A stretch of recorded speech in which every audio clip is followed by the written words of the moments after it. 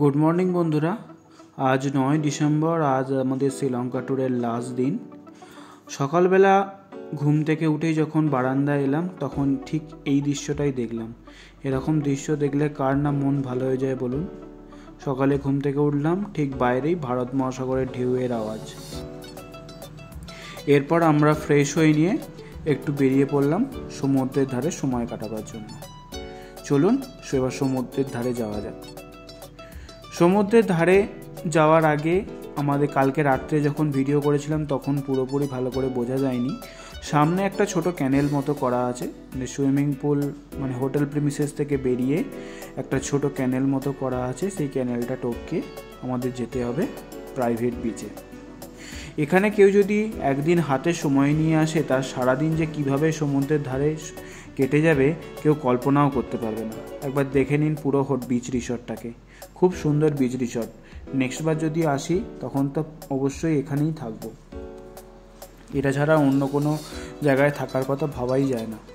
খাওয়া দাওয়াও যেরকম কালকে ডিনার খুব সুন্দর ছিল, প্লাস এখানকার ভিউটাও খুব সুন্দর। সারাদিনের ক্লান্তি এক নিমেষেই দূর করে দেয়।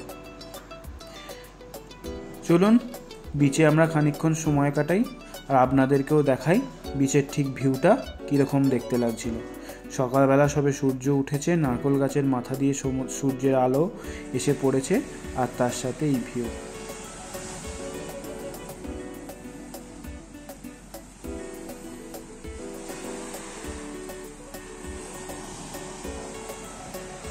শ্রীলঙ্কা পালসের জন্য বিখ্যাত, আর শ্রীলঙ্কার সি বিচগুলো এরকম শামুক, ঝিনুক এবং বিভিন্ন রকমের এই সমস্ত ছোটোখাটো জিনিসে পুরো ভর্তি হয়ে থাকে। খুব সাবধানে না চললে আপনার পা কেটে যাবে। এগুলো নিয়েই খানিকক্ষণ দেখছিলাম, খানিকক্ষণ সময় কাটাচ্ছিলাম ব্রেকফাস্ট করে আবার নতুন করে বেরোবার আগে।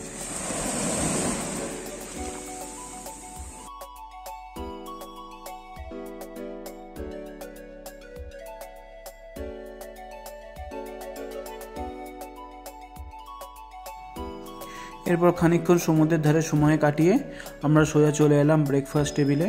কারণ আজকের পুরো দিনেরটা খুব হেকটিক, সেই জন্য আজকের দিনের ভিডিওটা যেহেতু অনেক বড়, সেই জন্য আজকের দিনের ভিডিওটাকে আমরা ভাগ করে রেখেছি 4টে পার্টে। এরপর ব্রেকফাস্ট করে আমরা চলে গেলাম ঘরে, কারণ পুরো ফ্রেশ হয়ে নতুন করে বেরোবার উদ্দেশ্যে। কালকে রাত্রেও ভিডিও করেছিলাম হোটেলের সামনে থেকে, আজকে তো একবার দেখে নিন আমাদের রক সাইড বিচ রিসর্টের সামনে থেকে। বিচটার সামনেটাও যে সুন্দর ফুলের গাছ, সমস্ত বিভিন্ন রকমের গাছ দিয়ে সাজানো, আর পেছনটা তো আগের কিছুক্ষণ আগে দেখলেনি কতটা ঠিক সুন্দর। যেমন সুইমিং পুল তেমনি তার সামনে নারকেল গাছ, সব মিলিয়ে দারুণ কেটেছিল 8 তারিখের রাত্রিটা। এরপর আমরা বেরিয়ে পড়লাম আজ প্রথম গন্তব্যের উদ্দেশ্যে। আজকের দিনের প্রথম গন্তব্য ছিল টার্টেল হ্যাচারি।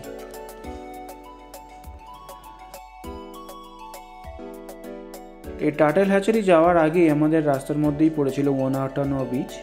এই ওনাটুনা বিচের আমরা খানিকক্ষণ দাঁড়িয়ে সময় কাটিয়েছিলাম, বেশিক্ষণ না, 5-10 মিনিট। জাস্ট সুন্দর, খুব সুন্দর দেখতে ছিল বিচটা। সেখান থেকেই খানিকটা ক্লিপিংস তুলে নিজেরা খানিকক্ষণ ছবি তুলে 10-15 মিনিট কাটিয়ে আমরা যাত্রা করেছিলাম টার্টেল হ্যাচারির উদ্দেশ্যে। এখানে স্টিক ফিশিং খুব বিখ্যাত।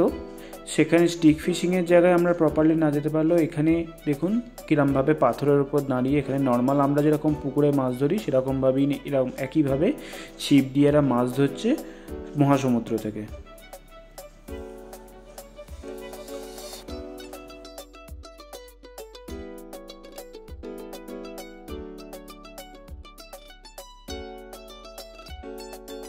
আজকের এই যাত্রাপথের এই যে ডান দিকে যে বাড়িঘরগুলো দেখছেন, এই বাড়িঘরগুলোর ঠিক পেছনেই ছিল পুরো ইন্ডিয়ান ওশান। মাঝে মাঝে রাস্তা দিয়ে যাওয়ার সময় ইন্ডিয়ান ওশানগুলো দেখতে পাওয়া যাচ্ছিল, আবার মাঝে মাঝে এই বাড়িগুলোর জন্য ঢাকা পড়ে যাচ্ছিল।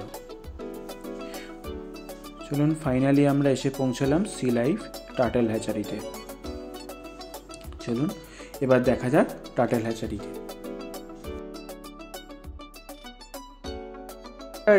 এটা আমরা রিকোয়েস্ট করাতে আমাদের ট্যুর শ্রীলঙ্কা এটাকে কমপ্লিমেন্টারি মধ্যেই রেখেছিল, ফলে এখানে আমাদের কোনো টিকিট কাটতে লাগেনি। এরপর আমরা প্রবেশ করলাম টার্টেল হ্যাচারির মধ্যে। এখানে আগে প্রথমে কত কিছু ছোট ছোট শার্ক অ্যাকোরিয়ামের মধ্যে রাখা ছিল, যে শার্কগুলো সাধারণত ওশানের মধ্যে থাকে সেগুলোই তার কয়েকটি ছোট স্পিসিস এর মধ্যে রাখা ছিল। এরপর ফাইনালি এখানে যে এন্ট্রান্সটা ছিল পুরো টার্টেলের মুখের মতো, যেরকমভাবে টার্টেলের কাজে ডিমগুলো থাকে ঠিক সেমভাবে জায়গাটা বানানো। আর এই টার্টেল হ্যাচারির মধ্যে যেরকমভাবে ছোট ছোট গ্রিন টার্টেল প্রোডাকশানও হয়, মানে ডিম থেকে বড় করে বাচ্চা থেকে শুরু করে বড় করা হয়, সেরকমভাবে যে সমস্ত ইনজিওর্ডগুলো টার্টেল থাকে সমুদ্র থেকে তাদেরকে তুলে এনে তাদেরকে শুশ্রূষা করে তারপরে আবার ঠিক হয়ে গেলে ছেড়ে দেওয়া হয়। এখানে দেখুন শ্রীলঙ্কায় কত রকমের টার্টেল পাওয়া যায় তার একটা লিস্ট বানানো আছে। এর মধ্যে এই দেখুন আমাদের হাতে দিয়েছিল কচ্ছপের ডিম। কচ্ছপের ডিমগুলো কীরকম দেখতে হয়, পুরো এত বড় বড় সাইজের দেখতে হয়। সেই ডিমগুলো থেকেই এরা ছানা প্রডিউস করে। এই দেখুন গ্রিন টার্টেল, এগুলো বললো 5 দিনের টার্টেল। এগুলো আরও কিছুটা বড় হলে বিকালের দিক করে সমুদ্রে গিয়ে ছেড়ে দেবে। দিনের বেলা ছাড়ে না, কারণ যদি ছোটোগুলোকে দিনের বেলা ছাড়া হয় তাহলে ওপর থেকে চিল শকুনে দেখে খেয়ে নেবে, সেই জন্য সন্ধ্যের দিকে ছেড়ে দেওয়া হয় যাতে কেউ দেখতে না পারে। এই দেখুন এই টার্টেলগুলোর কিছু না কিছু সমস্যা আছে। কিছু না কিছু সমস্যা বলতে ধরুন কোনো নেট ফিশিংয়ের জালে তাদের গলা আটকে গিয়ে গলা কেটে যাওয়া, বা বোটের ফ্যানের সাথে তাদের গিয়ে পা কেটে যাওয়া, বিভিন্ন রকম সমস্যার জন্য যখন এদেরকে তুলে আনা হয়, তুলে এনে এদেরকে রাখা হয়। এই দেখুন এই কচ্ছপটা যেরকম চলাফেরা করতেই পারে না, কারণ এর পুরো একটা পাই নেই, পুরো পিছনের পুরো পাটাই কেটে গেছে ফিশিং বোটের ফ্যানে।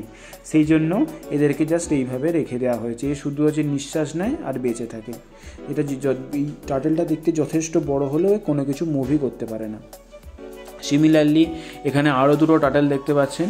এরা কোনো রকমভাবে মুভমেন্ট করতেই পারে না, কারণ সেম একই প্রসেস। সেই টার্টেলগুলোর ডানা কেটে গেছে, নয়তো কোনোটার পা কেটে গেছে। 4টে পায়ের মধ্যে একটা কেটে গেলে আর সাঁতার কাটতে পারবে না, সেই জন্য। আর এর ফিশিং নেটে গলার কাছে লেগে গলা কেটে গিয়েছিল। এটা অলমোস্ট এখন সুস্থ হয়ে গেছে। এটা 2-3 দিন পর বললো ছেড়ে দেওয়া হবে। দেখুন টার্টেলগুলো কি খুব সুন্দর দেখতে ছিল।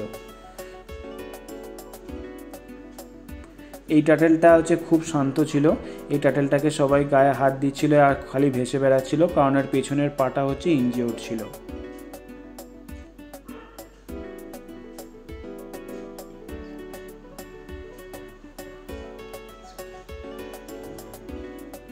এই টার্টেলটা দেখুন, এই টার্টেলটা সবচেয়ে সুন্দরী টার্টেল। এই জন্য এদেরকে চিল শকুনগুলো এদেরকে টার্গেট করে। প্লাস এদের সবচেয়ে বড় শত্রু হলো যারা কালোবাজারিতে টার্টেল বিক্রি করে। এই টার্টেলের দাম শ্রীলঙ্কায় সবচেয়ে বেশি।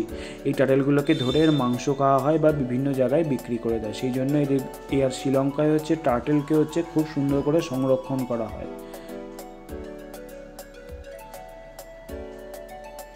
আমার তো এই টার্টেলটাকে খুব সুন্দর লেগেছিল, একে আমি 2বার করে ভিডিও করেছিলাম। খুব সুন্দর সাদার ওপর এরকম টার্টেল আমি আগে কখনো দেখিনি।